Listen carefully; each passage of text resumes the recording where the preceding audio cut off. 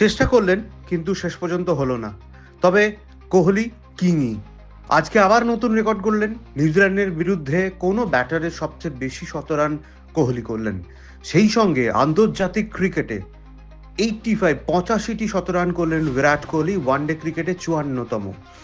একের পর এক যখন রোহিত শর্মা ব্যর্থ হলেন, কে এল রাহুল ব্যর্থ, শুভমন গিল ব্যর্থ, শ্রেয়স আইয়ার ব্যর্থ, একা কুম্ভ হয়ে দলকে টেনে নিয়ে যাচ্ছিলেন। একটার পর একটা উইকেট হারাচ্ছিল ভারত, আর মনে হচ্ছিল বোধহয় আজকে কোহলি সেঞ্চুরিটা হবে না। কিন্তু দিনের শেষে কিং কোহলি দেখিয়ে দিলেন তিনি এখনো পর্যন্ত কিং রয়েছেন। 124 রানের অসাধারণ ইনিংস। তবে একটা কথা না বললেই নয়, হর্ষিত রানাকে নিয়ে বারবার অনেক প্রশ্ন উঠেছে, অনেক কটু কথা হয়েছে। তবে আজকে তার ইনিংস অবশ্যই ভারতীয় ক্রিকেটের জন্য একটা ভালো দিক। তার 52 রানের লড়াকু ইনিংস, 43 বলে 4-4, 4-6 অনেক দিন ধরে মনে রাখবে ভারতীয় ক্রিকেট, যেভাবে কোহলিকে তিনি সঙ্গ দিয়েছেন।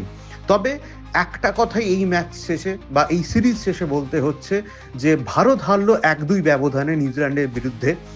এবার বোধহয় টিম কম্বিনেশন নিয়ে ছেলে খেলাটা বন্ধ হওয়া দরকার এবং গৌতম গম্ভীরের বোঝা উচিত 2027 বিশ্বকাপের জন্য এবার একটা স্টেডি টিম রাখা দরকার।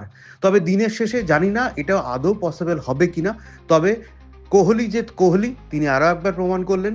আর টিম কম্বিনেশন নিয়ে ছেলে খেলাটা এবার বোধহয় বন্ধ হওয়া উচিত।